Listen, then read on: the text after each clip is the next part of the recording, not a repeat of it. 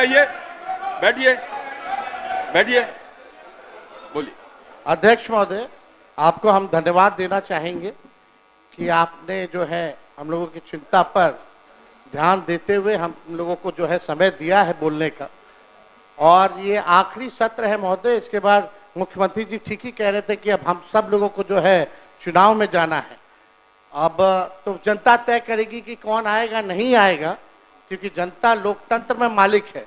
लेकिन सबसे बड़ी बात है कि वो जनता का वोटर लिस्ट से नाम ना कटे, तो ये सबसे महत्वपूर्ण बात है महोदय। तो इसी विषय पे जो है ज्यादा नहीं, हम 2 मिनट 3 मिनट में अपनी बात को जो है समाप्त करेंगे। लेकिन कल जो हुआ वो हम लोगों को ठीक नहीं लगा। हम लोग सब लोग एक ही मकसद से आते हैं, बिहार के विकास के लिए, बिहार के लोगों की तरक्की की बात हो, चाहे पक्ष हो विपक्ष हो।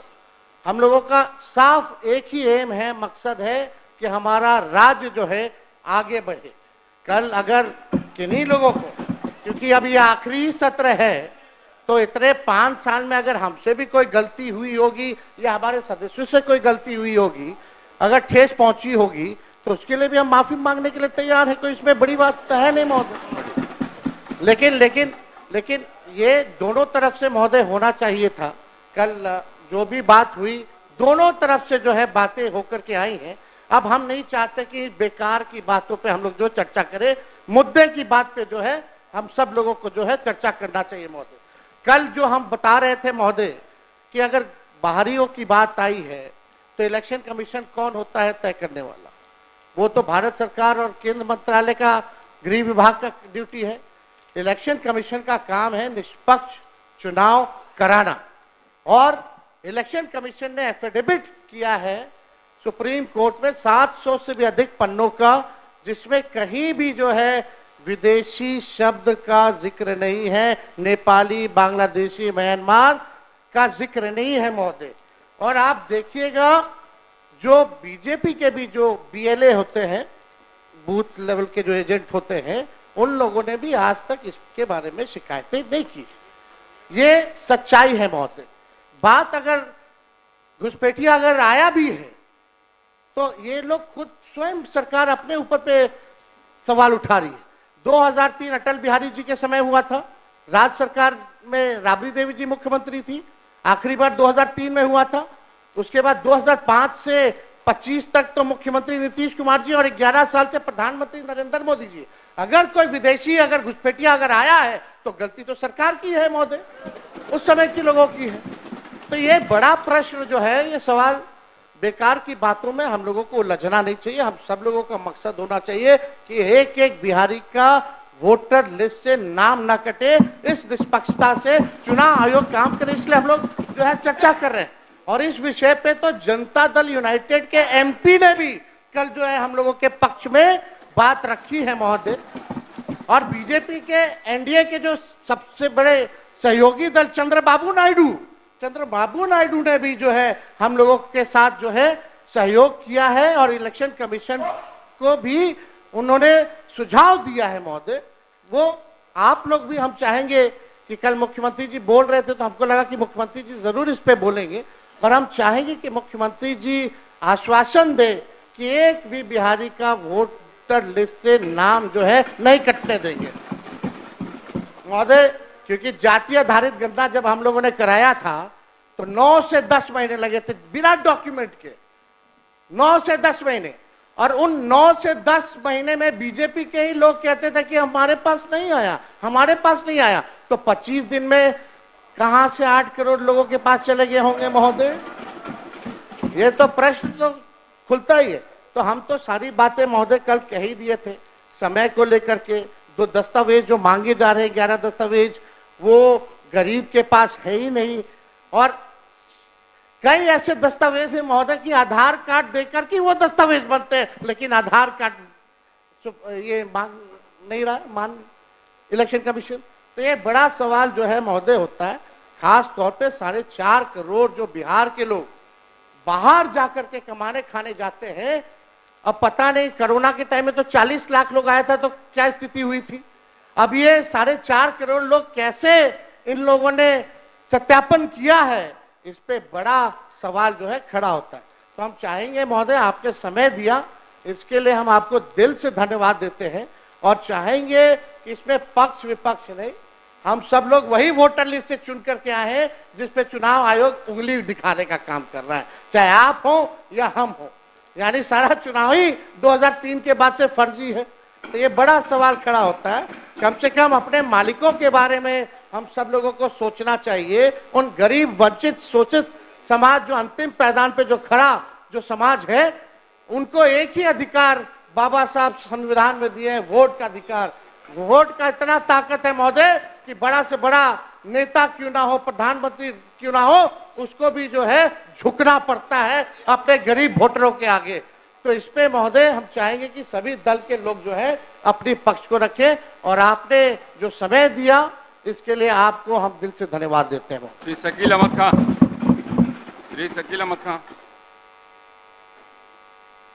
बहुत बहुत शुक्रिया, 2 मिनट में अपनी बात करिए। आपने हम लोगों को समय दिया और मुझे ये विश्वास है कि जिन बुनियादों को हम लोग रख रहे हैं और जिस तार्किक अंदाज से नेता प्रतिपक्ष ने अपनी बातें रखी हैं उसको सरकार संज्ञान मिलेगी। एक छोटी सी कविता मुझे लगी कि पढ़ना चाहिए। ऐसा ना कि हम भी पढ़ने लगे उसके बदले। ये परवेज अख्तर की है। उनके गरीबा में खंजर हो, मुझे एतराज न हो, ऐसा हो नहीं सकता। कोई अपना गम सुनाए, मुझे खिराज न हो, ऐसा हो नहीं सकता। मैं इंसान हूं, मुझे खुदा ने बनाया है इंसान के लिए। किसी इंसान को दर्द हो, मुझे वो दर्द न हो, ऐसा हो नहीं सकता। तुम भूल गए अपने फर्ज को, तुम भूल गए अपने फर्ज को, मुझे फर्ज याद न हो, ऐसा हो नहीं सकता।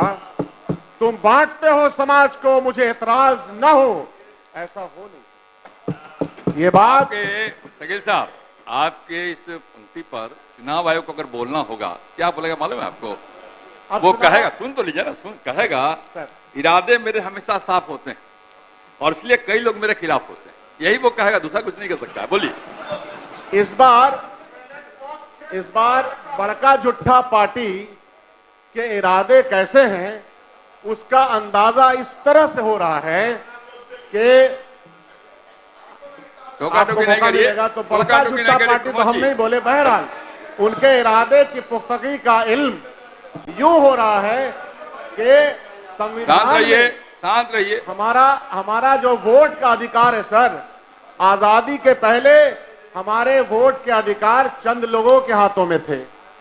आजादी के बाद से असल मामला एक एक आदमी का, चाहे वो गरीब तरीन आदमी हो, चाहे वो समाज के किसी भी वर्ग का हो, उसके वोट का अधिकार उसको दिया गया फ्रेंचाइज को। और अगर उस वोट के खिलाफ कोई काम न्याय संगत नहीं हो रहा हो तो तकलीफें होंगी। आप ये कहिए, आपको कहना चाहिए कि एसआईआर हो, लेकिन उसका टाइम फ्रेम क्या है? इस टाइम फ्रेम में बिहार में आपने बहुत सारे अनाउंसमेंट किए हैं सरकार ने, उसके इम्प्लीमेंटेशन की कोई आपको कोई सपना नहीं आ रहा है। आप इम्प्लीमेंटेशन अपने अहलकारों से एसआईआर के मामले में करवा रहे हैं, तो क्या यह मुमकिन है? यह मुमकिन नहीं है। जो काम कम से कम साल में चाहिए था, आपको मैं बताता हूं, जितने भी हमारे एमएलए साहबान दोस्त मित्र हैं, अपने अपने ब्लॉक में जाएं और अपने अपने ब्लॉक में देखेंगे कि इवन रेसिडेंशियल सर्टिफिकेट हजारों हजार की तादाद में उनके ब्लॉक में उसके रेसिडेंशियल सर्टिफिकेट नहीं बन रहे हैं। तो मैं ये बताना चाहता हूं, आपने जो समय दिया, कि आखिर क्या वजह थी कि इस शगुफे को इलेक्शन कमीशन ने लाया है। वो वजह पूरे बिहार को, पूरे मुल्क को इस बात इसकी समझ है। वो समझ ये है कि आपके तमाम जो सर्वेज आए हैं, जो इंटरनल सर्वेज में मौजूदा सरकार बिहार की हार रही है, अपनी हार की डर से, अपनी हार की मुसीबतों को देखते हुए आपने ये फैसला किया। क्योंकि पिछले बार जो अंतर था सरकार का, लेकिन इस सरकार का फैसला नहीं है, सरकार का और आप विषय पे आइए जी। ये अंतर सिर्फ 12,000 का था। अगर आप 25-50 लाख काट लेंगे तो आप उस तरीके से अपनी सरकार बना लेंगे। ये आसान सा काम, ये आसान सा फॉर्मूला समझ में आता है, लेकिन हम लोग याद रखिएगा कि यह जो हो रहा है इसको हम होने नहीं देंगे। हम ये बात आपके सामने कह रहे हैं, वतन की फिक्र कर नादान, वतन की फिक्र कर नादान, मुसीबत आने वाली है, तेरे बर्बादियों के मशवरे हैं आसमानों में। अंदाजा नहीं है आपको कि आप क्या कर रहे हैं, और आपको यह भी अंदाजा नहीं है कि विपक्ष क्या करेगा। हम अपने वोटों का अधिकार का, उसमें किसका वोट जा रहा है?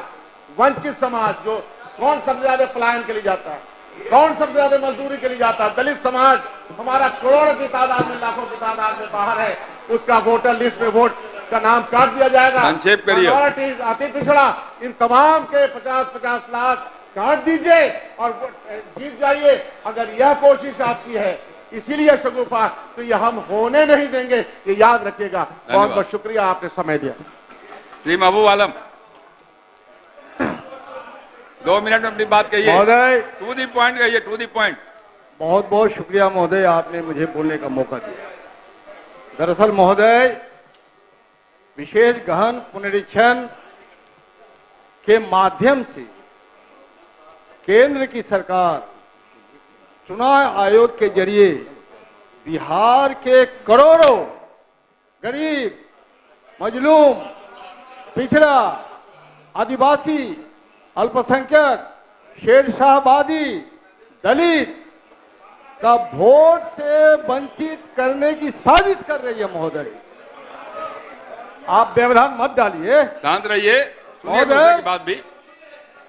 ये 780 पन्ने के एफिडेविट में महोदय एक भी घुसपैठिया का नाम नहीं है, और घुसपैठिया शब्द नहीं है महोदय। ये लोग घुसपैठिया का नैरेटिव पैदा करके दरअसल मुसलमानों को गाली दे रहे हैं महोदय। महोदय, 2020 के चुनाव आयोग के सर्वेक्षण के तहत गुजरात, तेलंगाना और पश्चिम बंगाल में महोदय 2016 में एक भी घुसपैठिया नहीं है। 2017 में, अरे रुको यार, एक भी घुसपैठिया नहीं है। 2018 में सिर्फ 3 घुसपैठिया, बस 3, सिर्फ 3 विदेशी। 2019 में एक भी नहीं। ऐसी हालत में महोदय हम बिहार की गरीब जनता, जो करोड़ों अपनी रोजी रोटी हासिल करने के लिए, उच्च शिक्षा हासिल करने के लिए जो दूसरे प्रदेशों में चले गए हैं महोदय, उनको तत्काल टिकट नहीं मिलती है रेल महोदय। 22 दिन तक कोई कंफर्मेशन टिकट नहीं मिलती है महोदय। वो करोड़ों लोग यहाँ आकर के अपने आवासीय सर्टिफिकेट कैसे बना सकते हैं? इनका अंचल जो भ्रष्टाचार का शिकार है महोदय, आपात मस्तक इनके पदाधिकारी जो भ्रष्ट है। आप बताइए कि हमारे जैसे लोगों को अभी भी रेसिडेंशियल सर्टिफिकेट बनाने की संभावना नहीं है। समाप्त करिए। ऐसी हालत में महोदय हम दुर्भाग्य है महोदय कि कल का सदन महोदय को सत्ता पक्ष के उप मुख्यमंत्री के अभद्र आचरण के कारण स्थगित करना पड़ा। बैठ जाइए महोदय, बैठ जाइए। नहीं, ये गलत, इसको हम अलाउ नहीं करते, निकाल दीजिए। इसलिए महोदय बैठ जाइए, निकाल दिया। मुख्यमंत्री जी जवाब दे रहे थे प्रोसीडिंग से निकाल दिया, बैठिए ना। महोदय मुख्यमंत्री अजय जी, कुमार, मुख्यमंत्री जी, अजय कुमार, हम आग्रह करते हैं महोदय मुख्यमंत्री, ये उपयोग दुरुपयोग नहीं करें, इसके लिए बहुत अवसर आपको मिलने वाले। बैठ जाइए, बैठिए ना, आप बैठिए ना। अरे निकाल दिया, बैठिए ना, बैठिए। इसके लिए आपको बहुत अवसर मिलेंगे, ये सब करिएगा चुनाव के समय में। अभी विषय पे बोलिए अजय जी, बैठिए ना। हो गया, बैठो नहीं आप, बैठिए, बोलिए अजय जी। माननीय अध्यक्ष महोदय, बैठिए ना। मैं आपका शुक्रिया करता हूँ। SIR ऐसे मुद्दे पर आपने अपनी बात, पार्टी की बात को रखने का मौका दिया। अरे बैठिए ना। और मैं आपसे गुजारिश करना चाहता हूँ, कई ऐसे मौके पर जब केंद्रीय सवाल पर इस सदन को कोई प्रस्ताव रखने का जरूरत पड़ी तो प्रस्ताव पेश किया है। मैं चाहता हूं कि SIR अविलंब वापस हो। वो रुके इसलिए क्योंकि आज जिस दौर में SIR कराने की कोशिश की गई है, ये बिहार विधानसभा चुनाव से पहले, मैं साफ कहना चाहता हूं कि अभी तक जो बातें सामने आई है, इलेक्शन कमीशन का जो एक वर्डिक्ट आया है, लगभग 40 से 50 लाख लोगों का नाम जो फर्जी वोटर थे उनके काटे गए हैं। मैं आपके माध्यम से ये जानना चाहता हूं और इलेक्शन कमीशन से पूछना चाहता हूं, अगर 40 से 50 लाख वोटर था तो इलेक्शन कमीशन आज तक क्या कर रही थी? अगर वो 40 से 50 लाख वोटर फर्जी था, क्या लोकसभा चुनाव को आप रद्द कर देंगे? और अगर ये नहीं करेंगे तो बिहार विधानसभा चुनाव के बाद आप इस कार्यक्रम को कीजिए। दूसरी बात हम कहना चाहते हैं, आप शायद मेरे कुछ दोस्त सोच रहे थे ये कार्रवाई जो हो रही है इस बिहार के अल्पसंख्यकों के खिलाफ, मैं उस समय कहा था जब एनआरसी सीसी कानून जो है सीए लाने की बात हो रही थी, मैं बोला था, बाद में करिएगा। मैं बोला था हमारी पार्टी, मेरी पार्टी कही थी एक दिन सबका मिलेगा, और आज सामने आ गया। हो गया आपका, हो गया, बैठ जाइए। अध्यक्ष महोदय, बैठ जाइए, उनको बोलने दीजिए। सूर्यकांत पासवान जी बोलिए। मैं दिनकर की धरती से आता हूं महोदय। दिनकर जी ने कहा था समर शेष है, नहीं पाप की भागी केवल ब्याज, जो तटस्थ है समय लिखेगा उनका भी अपराध। अभी तो हम ही तटस्थ हैं भाई। आज ये अरे सूर्यकांत जी, अभी तो ये पक्ष है, ये विपक्ष है, तटस्थ तो केवल हम ही यहाँ पर हैं। मुझे क्यों सुना रहे हो आप? बोलो महोदय। बोलिए महोदय, आज ये पंक्ति उन सभी के लिए है जो परिस्थिति को समझ रहे हैं लेकिन चुप हैं, जो अपने आप को समाजवादी कहते हैं लेकिन लोकतंत्र पर हो रहे हमले को देखकर भी मौन साधे हुए। याद रखिए, अगर हम चुप रहे तो आने वाला समय हमें अपराधी लिखेगा। अध्यक्ष महोदय, बिहार की जनता ने हमें अपना विश्वास दिया है ताकि हम उनके अधिकारों की रक्षा कर सके, उनका मान सम्मान बचा सके। आज मतदाता सूची पुनर्निरीक्षण के नाम पर एक गहरी साजिश रची जा रही है। दो लोग इस धरती से हजारों किलोमीटर दूर बैठ करके बिहार के 14 करोड़ लोगों के मताधिकार को छीनने का प्रयास कर रहे हैं। एक बिहारी 100 पे भारी, ये सिर्फ नारा नहीं है महोदय, ये हमारी पहचान है। लेकिन आज दो लोग 14 करोड़ बिहारियों को चुनौती दे रहे हैं। हम उन्हें दिखा देंगे कि बिहार की चुनौती देने का अंजाम क्या होता है। यह सिर्फ मतदाता सूची संशोधन नहीं महोदय, यह दलित, पिछड़ों, अल्पसंख्यकों, मजदूरों, गरीबों का नाम मतदाता सूची से हटाने का षड्यंत्र है। ये बिहार की लोकतांत्रिक परंपरा को तानाशाही में बदलने की तैयारी है। बिहार में हर साल बाढ़ आती है महोदय। अध्यक्ष महोदय, मैं आदेश का पालन कर रहा हूं। बोलिए। अध्यक्ष महोदय, इस गंभीर मुद्दे पर आपने सदन में लोगों को राय के इजहार का मौका दिया, मैं मुबारकबाद देता हूं। एसआईआर से किसी को इनकार नहीं है, ये इलेक्शन कमीशन ऑफ इंडिया का अधिकार है, लेकिन जस्ट इलेक्शन से पहले और 25 दिन की अवधि में तुगलकी फरमान के जरिए एसआईआर करा जाना, ये कहीं ना कहीं केंद्र की भाजपा सरकार के हथकंडे के तौर पर इलेक्शन कमीशन का इस्तेमाल हो रहा है। आज बिहार में 14% लोगों के पास सर्टिफिकेट्स हैं, 2% लोगों के पास ही सिर्फ पासपोर्ट है, या 70% गरीबों के बच्चे, दलित जो निर्धन हैं, एससी हैं, एसटी हैं, उनके पास कोई कागज नहीं है, और ये तुगलकी फरमान हमें प्रमाण पत्र दिखाने को कहता है। दूसरी तरफ माननीय मुख्यमंत्री जी यहाँ पर है, क्या वजह है कि बिहार के दूसरे जिलों में, प्रखंडों में आज वहां पर आय पर क्या कहते हैं, निवास प्रमाण पत्र बन रहा है, पारिवारिक सूची बन रही है, लेकिन सीमांचल के चारों जिले में इनके डीएम ने फरमान जारी कर दिया है, सीओ कहीं भी आरटीपीएस के जरिए से हमारे सर्टिफिकेट इशू नहीं किया जा रहा है। मैं भाजपा के साथियों को कहना चाहता हूं कि किशनगंज सीमांचल के इलाके में जाते हो तो हमारी दाढ़ी और टोपी देखकर, हमारे एक मिनट सर, हमारे मस्जिदों के मीनारे को देखकर आपको लगता है कि यहाँ भारतवासी नहीं है या बांग्लादेशी है। मैं बताना चाहता हूँ कि जिस वक्त देश का बंटवारा हो रहा था, पाकिस्तान 2 टुकड़ा हो गया था, अगर सीमांचल खरवट बदल लेता तो भारत भी 2 टुकड़ा हो जाता। आसाम को अगर अखंड भारत में शामिल किया है तो सीमांचल के लोगों ने शामिल किया है। आप 25 दिन के अंदर में स्पेशल कैंप लगवाइए और हमारे लोगों को सर्टिफिकेट दिलवाइए।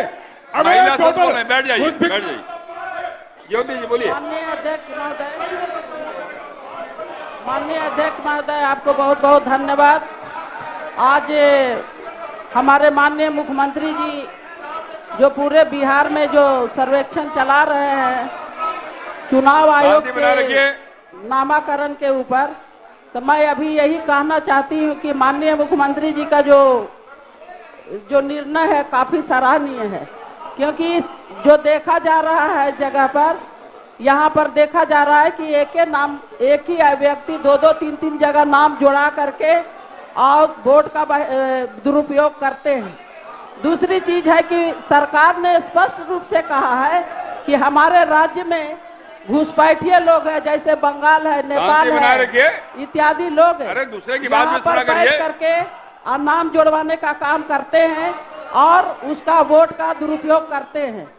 यहाँ स्पष्ट सरकार की नीति है कि जो बाहरी लोग हैं वो बाहर हों और जो अपने देश के लोग हैं वो मताधिकार का प्रयोग करें। निर्णय काफी सराहनीय है। हमारे माननीय मुख्यमंत्री जी चौमुखी विकास के साथ साथ और हर समय बिहार को स्वच्छ और सुंदर बनाने का सपना इन्होंने देखा है। उसी प्रकार चुनाव में भी जो दुरुपयोग होता है, हम अपना ही उदाहरण दे दें माननीय अध्यक्ष महोदय, मेरे बूथे फतेहपुर प्रखंड का बाबू ग्राम है और महादलितों को तितर बितर करके और अपना ही नाम ये लोग जोड़ करके, दमांग लोग हैं, 2-3 जगह नाम जोड़ करके और नाम जोड़ते हैं और वहां पर वोट का विरोध करते हैं और महादलितों को वंचित किया जाता है। इसलिए मैं माननीय मुख्यमंत्री जी को मैं सराहना करती हूं कि जो उनका निर्णय है काफी उत्तम निर्णय है और स्पष्ट रूप से मताधिकार का प्रयोग गरीब से गरीब लोग करेंगे। इसलिए ये अपनी सरकार को मैं बहुत बहुत धन्यवाद देती हूँ। माननीय मुख्यमंत्री, माननीय प्रधानमंत्री सभी को धन्यवाद देती हूँ और करती हूँ कि जो लोग बोलते हैं बोलने दीजिए, उससे कोई फर्क नहीं पड़ने वाला है। बिहार की जनता जान चुकी है कि हमारी सरकार अच्छी है, अच्छा काम कर रहा है, चौमुखी विकास कर रहा है। इसलिए हल्ला करने वालों को हल्ला करने दीजिए और अपना जो मिशन है माननीय मुख्यमंत्री जी, उस मिशन पर कायम रहिए। आपके सारे लोग सराहना करते हैं, आपका चौमुखी विकास के देख करके बिहार गदगद है। इसलिए किसी की परवाह मत करिए हल्ला करने वाले लोगों हो गया, बैठ जाइए। अध्यक्ष महोदय, अभी आपकी इजाजत से बिहार में जो मतदाता सूची का विशेष गहन पुनरीक्षण हो रहा है, उस पर आपने विभिन्न दलों के नेताओं की राय सुनी है और सदन भी अवगत हुआ है। वैसे तो हमारे पक्ष यानी सत्ता पक्ष के लोगों को आपत्ति हो रही थी, जो सदस्य रह के बोल रहे थे कि चाहे अपना नियमावली की बात हो या मामला उच्चतम न्यायालय में है, इसलिए इस पर चर्चा का औचित्य नहीं है। लेकिन फिर भी आसन सर्वोपरि है और आपने ये निर्णय लिया और हम लोगों को भी अवगत कराया कि सदन के संचालन में सहूलियत के लिए सभी दल के नेताओं की राय एसआईआर यानी विशेष गहन पुनरीक्षण पर क्या है ये जान ली जाए। तो हम लोगों ने भी सरकार की तरफ से आपत्ति नहीं करके आपके द्वारा जो ये प्रस्ताव सदन के सुसंचालन के संबंध में दिया गया, हम लोगों ने भी आपत्ति नहीं की, हम लोगों ने अपनी राय प्रकट की। और मुझे अच्छा लगा कि नेता प्रतिपक्ष कल जब इस बात की शुरुआत कर रहे थे तो पहली ही पंक्ति में उन्होंने कहा कि ये लोग एसआईआर के विरोध में नहीं है, पहली पंक्ति कहा। और आज जब उसी विषय पर चर्चा को जारी रखते हुए आज जब समाप्त कर रहे थे तो अंतिम पंक्ति उन्होंने कहा कि बिहार सरकार इस बात को देखे या गारंटी दे कि बिहार का कोई सही मतदाता छूटे नहीं। तो उन्होंने भी कहा कि एसआईआर के विरोधी हम नहीं हैं और सरकार की भी मंशा वो जानना चाह रहे थे। तो महोदय, हम भी सरकार की तरफ से इस सदन को और बिहार के सभी मतदाताओं को आश्वस्त करना चाहते हैं कि बिहार सरकार भी यही चाहती है कि कोई भी सही और वाजिब मतदाता सूची से बाहर नहीं जाए। हमारे मुख्यमंत्री से लेकर सारे मंत्रिपरिषद और सारे सदस्यों की यही इच्छा है कि कोई भी सही और वाजिब मतदाता का नाम आगामी चुनाव को देखते हुए मतदाता सूची से बाहर नहीं जाए। महोदय, कल नेता प्रतिपक्ष संवैधानिक प्रावधानों की भी चर्चा कर रहे थे कि जो इस संविधान के प्रावधान के तहत भारत का आदमी नागरिक 18 वर्ष की उम्र पूरा कर लेता है, उसको मतदाता होने का अधिकार है। सही बात है, संविधान के अनुच्छेद 326 में स्पष्ट है कि जो 18 वर्ष की आयु पूरी कर लेता है और किसी न्यायालयीय आदेश से अगर वो बाधित नहीं है तो उसको मतदाता होने का अधिकार है। लेकिन वहां पर हम लोगों को एक चीज में गौर करना होगा, ये मतदान का जो अधिकार है और अन्य अधिकार जो है, जैसे हमारे मौलिक अधिकार हैं, उसमें जो समता समानता का अधिकार है, जो अनुच्छेद 14 में सबसे प्रमुख अधिकार माना जाता है, इसमें संविधान ही थोड़ा शब्दों के हिसाब से फर्क करता है।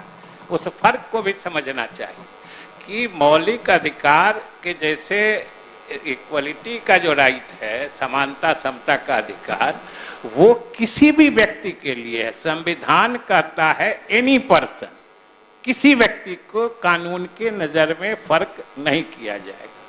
लेकिन जिस प्रावधान का हवाला नेता प्रतिपक्ष भी कर रहे थे कि कौन आदमी मतदान करने का अधिकारी होगा, उसमें संविधान कहता है, किसी व्यक्ति के बारे में नहीं कहता है, उसमें किसी नागरिक की चर्चा करता है, एनी सिटीजन। मतलब हर व्यक्ति जो यहाँ रह रहा है वो मतदान का अधिकारी नहीं हो जाएगा। जिसको नागरिकता प्राप्त होती है वही हम उसी संविधान की बात कर रहे हैं। बैठ जाइए, सुन लीजिए ना, सबकी बात सुनी गई है, सुनना चाहिए। इसलिए महोदय, जो नेता प्रतिपक्ष ने कहा है वो हम लोग भी चाहते हैं कि बिहार का कोई सही नागरिक मतदाता सूची से बाहर नहीं रहे। और दूसरी बात सुनिएगा तब ना होगा। अरे सुन तो लीजिए ना पूरी बात, बैठ जाइए। आपकी बात सुनी गई है ना, दूसरे की बात सुनिए, बताइए। अध्यक्ष महोदय, दूसरी बात, अरे आप लोग जितना बात बोले हम सब बात को बोलेंगे, सुन लीजिए ना। दूसरी बात अध्यक्ष महोदय, जो गहन पुनरीक्षण की बात है, ये बात भी शुरू से संविधान प्रदत्त या जो लोक प्रतिनिधित्व कानून है, RP act, representation of people act है, जो 1950 से लागू है, उसके तहत भी उसकी विहित प्रक्रिया है कि हर चुनाव से पहले मतदाता सूची का पुनरीक्षण किया जाता है, हर चुनाव से पहले। और आप बीच में बोले, सुन लीजिए ना, ज्ञान वृद्धि करिए, सुनिए महोदय। और लगभग 20-25 साल बाद हर जगह यह जो हो रहा है SIR, यानी विशेष गहन पुनरीक्षण, सामान्य पुनरीक्षण और विशेष गहन पुनरीक्षण में भी फर्क होता है। इसमें फर्क होता है महोदय,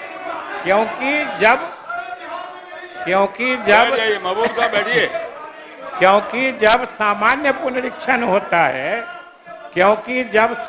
पुनरीक्षण होता है, तो सिर्फ जिसमें दावे किए जाते हैं कि जैसे कोई 18 साल की उम्र पा लिया है या कोई मृत है, किसी का नाम इंक्लूड करने के लिए या बाहर करने के लिए जो दावा किया जाता है उसी का निष्पादन होता है। लेकिन जब 20-22 वर्षों बाद, जैसे नेता प्रतिपक्ष भी जिक्र कर रहे थे, जो पिछला 2003 में हुआ था, और उसके 22 साल बाद, तो उसमें दो चीज होती है कि उसमें हाउस टू हाउस सर्वे होता है। एक एक घर में जाके देखा जाता है जो उस घर में जो मतदाता हैं उनकी वो सही में है कि नहीं है। और महोदय नेता प्रतिपक्ष आज भी और हमारे नेतागण भी चर्चा कर रहे थे। देखिए, अरे हम वही कह रहे हैं, अरे बैठिए ना, आप बैठिए। आप महबूब जी, हम आपके इसी एक महीने का बात कर रहे हैं। अरे एक महीने का बात सुनिए ना अध्यक्ष महोदय, सबकी बात सुनी गई ना, आप ही सुनिए ना अध्यक्ष महोदय।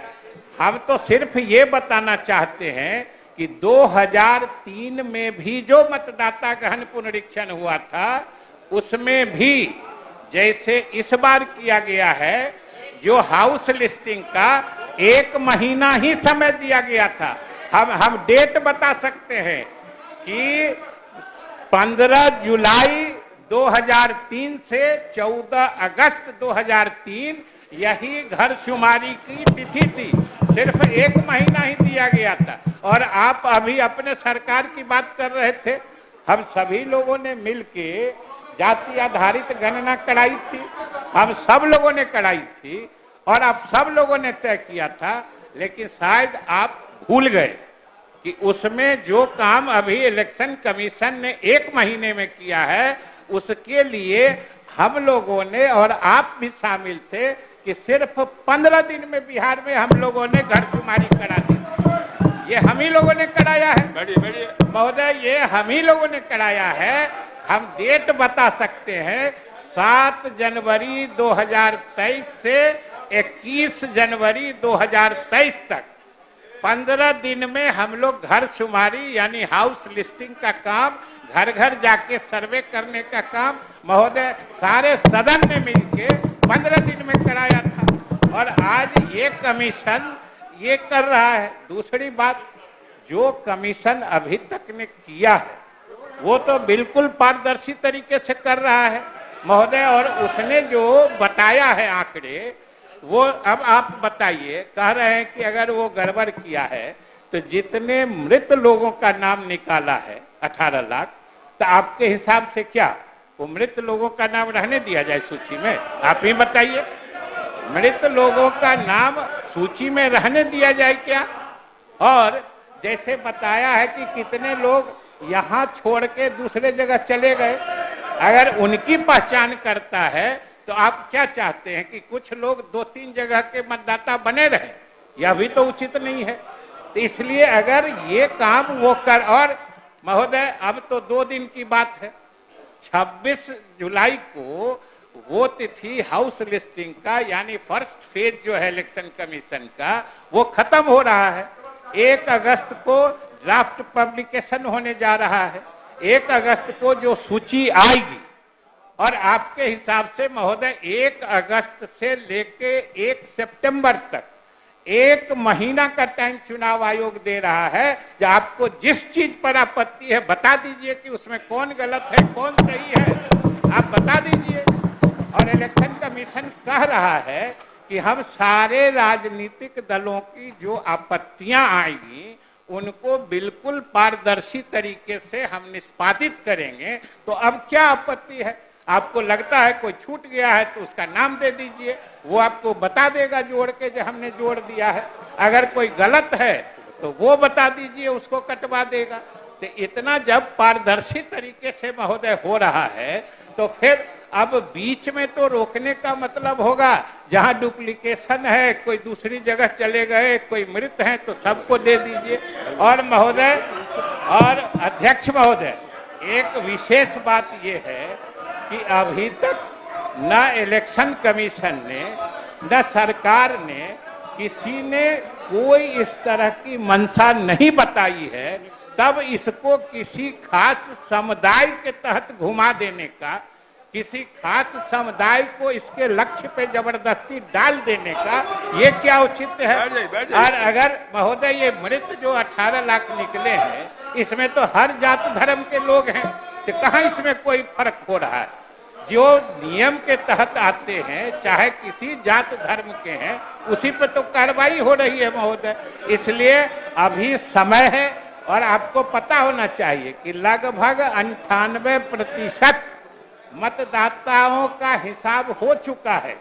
90%, 95% ने तो फिर से आवेदन डाल दिया। अब आप बोलिए कि 95% लोगों ने दे दिया है, उसमें तो आप लोग भी शामिल हैं, तो अपने एप्लीकेशन डाल रहे हैं महोदय। ये लोग अपना अपना एप्लीकेशन डाल रहे हैं। अब बाकी पता नहीं किसको कह रहे हैं कि ये बंद कराओ, उधर बंद कराओ, इधर सब अपना रिन्यूअल करा लिए। ये देखिए महोदय, सब लोगों ने अपना डाल दिया।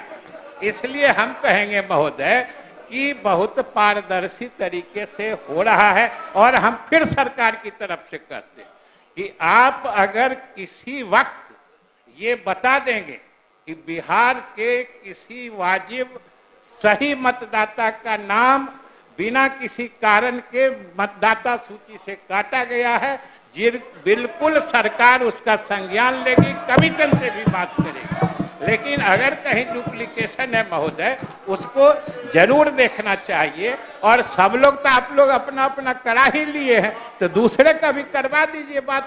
और महोदय जो 5% लोग नहीं किए हैं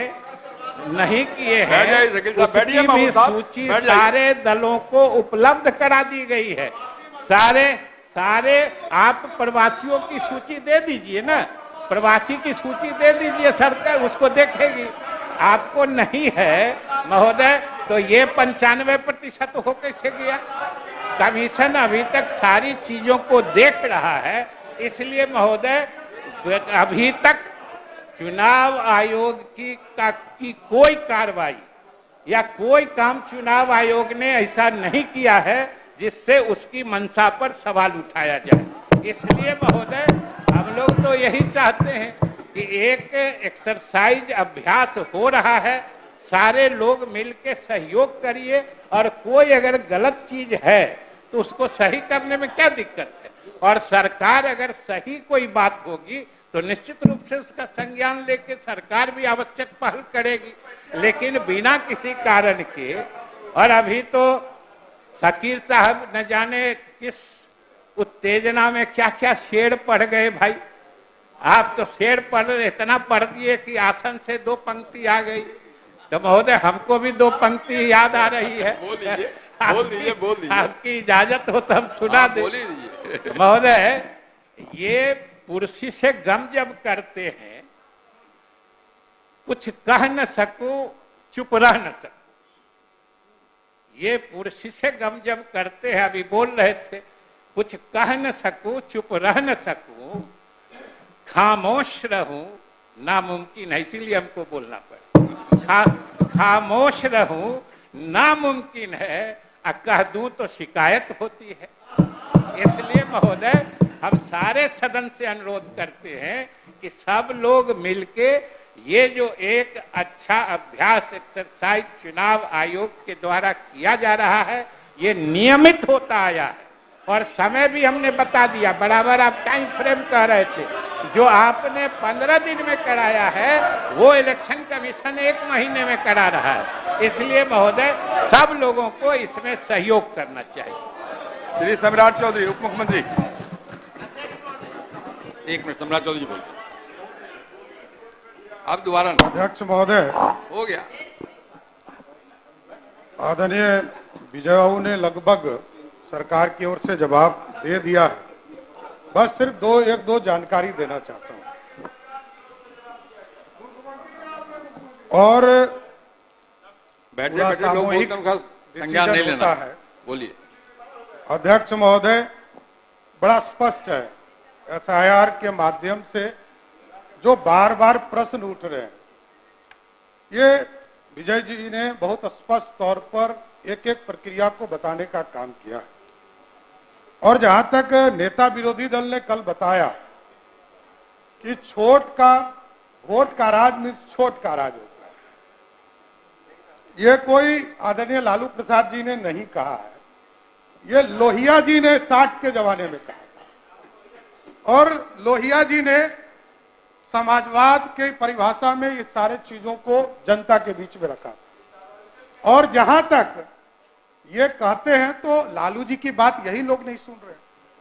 1992 में इसी सदन में तत्कालीन मुख्यमंत्री लालू प्रसाद जी ने कहा था कि घुसपैठियों को बिहार से बाहर ले जाना है। ये हम लोग नहीं कर रहे, ये तत्कालीन मुख्यमंत्री थे लालू प्रसाद जी, उनका वक्तव्य है। और 2005 में भी ममता बनर्जी जो उस समय सांसद की सदस्य हुआ करती, उन्होंने इस तरह का बयान दिया और लगातार इस चीज की चर्चा हो रही। लेकिन एक जानकारी भी देना चाहता हूं, महबूब साहब बार बार कह रहे हैं और शकील साहब, कि जो हमारे प्रवासी बाहर जाते हैं उनकी गिनती नहीं हो रही है। विजय जी ने आपको बताया कि लगभग 18,66,000 से अधिक लोग मृत पाए गए। उसके साथ साथ 26 लाख लोग जो बाहर गए हैं उसको भी चिन्हित किया गया है। ऐसा नहीं है। और यह मैं बताते हुए स्पष्ट कर रहा हूं कि हमारा जो श्रम डिपार्टमेंट का भी रिपोर्ट है, जहां 2005 में बिहार के लोग 11% बिहार से बाहर जाते थे, जो नेता विरोधी दल कह रहे हैं कि करोड़ों लोग बाहर जाते थे। आज का रिपोर्ट है कि ये 2% से भी नीचे लोग चले गए। आज बिहार में लोग रह रहे हैं और अभी तो 26 लाख लोगों की ही चिन्हित हुई है। और आपको ये मैं बताना चाहता हूं, नहीं क्योंकि जो सरकार, नहीं देखिए ये इलेक्शन कमीशन का रिपोर्ट है और इलेक्शन कमीशन ने कल तक नेता विरोधी दल कह रहे थे, कल इसी सदन में कह रहे थे, इसी सदन में बैठिए बोलने दीजिए। अरे उप मुख्यमंत्री बोल रहा है, अरे उप मुख्यमंत्री बोल रहे हैं, क्या कर रहे हैं? बैठिए, अरे बैठिए ना। अरे उप मुख्यमंत्री बोल रहा है आपके, बैठिए, बोलिए, बैठ जाइए, अपने स्थान बैठिए, अध्यक्ष बैठिए, अपने स्थान बैठिए, बैठिए किसी सदन में अपने स्थान बैठिए, बैठ जाइए, सबकी बात सुनिए, तुम बैठिए, बोलिए। कल तक इसी सदन में नेता विरोधी दल जी कह रहे थे कि भारत निर्वाचन आयोग कोई प्रेस रिलीज नहीं करता और पूरी तरह स्पष्ट है। इसलिए एसआईआर के मामले में ये लोग जो बार बार अपनी बात रख रहे हैं, इसमें कहीं सत्यता नहीं है और स्पष्ट तौर पर पूरी प्रक्रिया विजय चौधरी जी ने बताया है। इसलिए सरकार स्पष्ट है, किसी अति पिछड़ा, दलित समाज, पिछड़ा, स्वर्ण समाज, किसी का भी वोट कटने वाला नहीं है। धन्यवाद। आज बैठिए महोदय महत्वपूर्ण बिजनेस है, सीएजी का रिपोर्ट ले करना है, पहले उसे ले लेता हूं, फिर अब छोड़ दिए। नहीं, हमारे माननीय नहीं चलेगा। माननीय मंत्री के बारे में नेता प्रतिपक्ष ने कहा है, मंत्री बंदर है, बैठो, प्लीज बैठ जाइए। नहीं बंद करिए।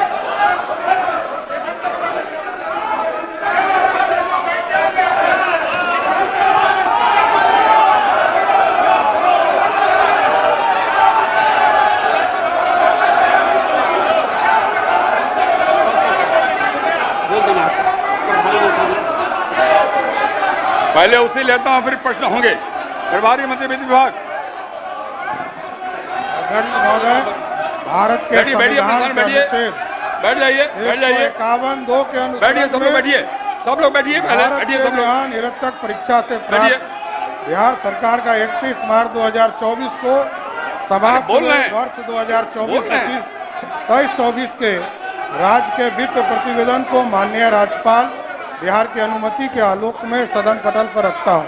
बिहार विधानसभा की प्रक्रिया तथा कार्य संचालन नियमावली नियम 238 के उपबंध के अनुसार लोक लेखा समिति का प्रतिवेदन तथा यथा समय सदन में उपस्थित किया जाएगा।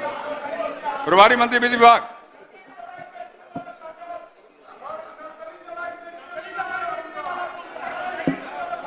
अध्यक्ष महोदय, मैं प्रस्ताव करता हूं कि भारत के नियंत्रक महालेखा परीक्षक से प्राप्त बिहार सरकार का 31 मार्च 2024 को समाप्त हुए वर्ष 2023-24 के राज्य के वित्त प्रतिवेदन को बिहार विधानसभा के समक्ष रखने जाने के पश्चात उक्त प्रतिवेदन को लोक लेखा समिति द्वारा विचार किए जाने पूर्व जनता में बिक्री के लिए प्राय हो। प्रश्न यह है कि भारत के नियंत्रक महालेखा परीक्षक से प्राप्त बिहार सरकार का 31 मार्च 2024 को समाप्त हुए वर्ष 2023-24 के राज्य के वित्त प्रतिवेदन को बिहार विधानसभा के समक्ष रखे जाने के पश्चात उक्त प्रतिवेदन को लोक लेखा समिति द्वारा विचार किए जाने के पूर्व जनता में बिक्री के लिए प्राप्त हो। जो इस प्रस्ताव के पक्ष में वे हाँ कहें, जो इस प्रस्ताव के विपक्ष में ना कहें। मैं समझता हूँ पक्ष बहुमत है, प्रस्ताव स्वीकृत हुआ। प्रभारी मंत्री ऊर्जा विभाग। अध्यक्ष महोदय, मैं कंपनी अधिनियम 2013 की धारा 395 के तहत south Bihar power distribution company limited के वित्तीय वर्ष 2021-22 एवं 22-23 के वार्षिक प्रतिवेदनों की एक प्रति सदन पटल पर रखता हूं। सभापति प्रत्यायुक्त विधान समिति। महोदय बैठ जाइए। महोदय अध्यक्ष महोदय, बैठिए महोदय। मैं बिहार विधानसभा की प्रक्रिया तथा कार्य संचालन नियमावली के नियम 2011 के तहत प्रत्यायुक्त विधान समिति का कृषि विभाग से संबंधित 10वां प्रतिवेदन एवं स्वास्थ्य विभाग से संबंधित एकादश प्रतिवेदन की प्रति सदन पटल पर रखता हूँ। बैठ जाइए नेता प्रतिपक्ष। बैठ जाइए नेता प्रतिपक्ष। माननीय सभापति अल्पसंख्यक कल्याण समिति शकील साहब।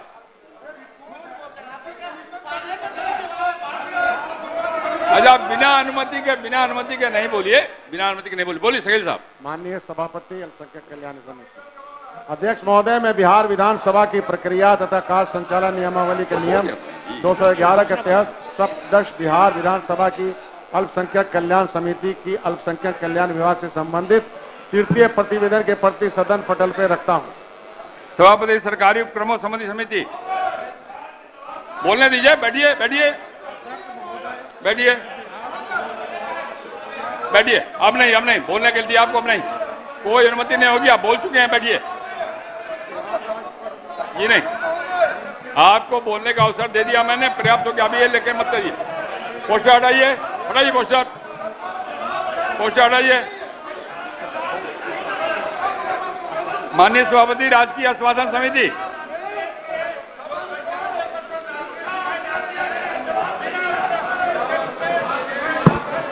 अध्यक्ष महोदय, मैं बिहार विधानसभा की प्रक्रिया तथा कार्य संचालन नियमावली के नियम 211 के तहत राजकीय आश्वासन समिति का ऊर्जा विभाग से संबंधित 350वां एवं 356वां प्रतिवेदन तथा पथ निर्माण विभाग से संबंधित 348वां एवं 351वां प्रतिवेदन की एक प्रति सदन में उपस्थापित करता हूं।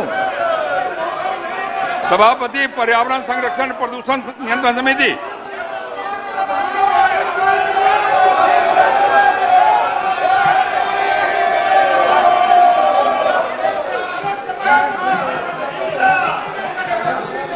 एवं प्रदूषण नियंत्रण समिति की राज्य में पर्यावरण एवं संरक्षण एवं प्रदूषण नियंत्रण से संबंधित द्वितीय प्रतिवेदन की प्रति सदन पटल पर रखता हूँ।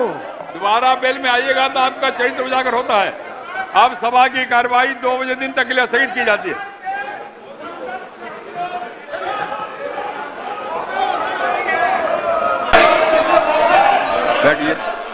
बैठ जाइए ना, बैठिए। क्या है बताइए। चर्चा हो रही थी महोदय, और आपने भी सभी दल के लोगों के लिए समय जो है आधारित किया था महोदय।